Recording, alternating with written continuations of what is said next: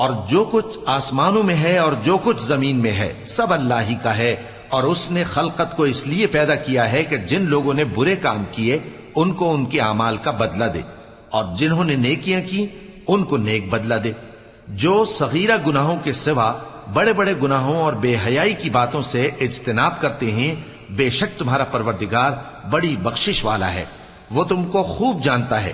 جب اس نے تم کو مٹی سے پیدا کیا اور جب تم اپنی ماؤں کے پیٹ میں بچے تھے تو اپنے آپ کو پاک صاف نہ جتاؤ، جو پرہیزگار ہے وہ اس سے خوب واقف ہے۔ بھلا تم نے اس شخص کو دیکھا جس نے منہ پھیر لیا اور تھوڑا سا دیا پھر ہاتھ روک لیا؟ کیا اس کے پاس غیب کا علم ہے کہ وہ اسے دیکھ رہا ہے؟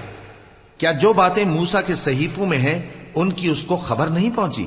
اور ابراہیم کے صحیفوں کی جنہوں نے حق اطاعت اور رسالت پورا کیا، وہ یہ کہ کوئی شخص دوسرے کے گناہ کا بوجھ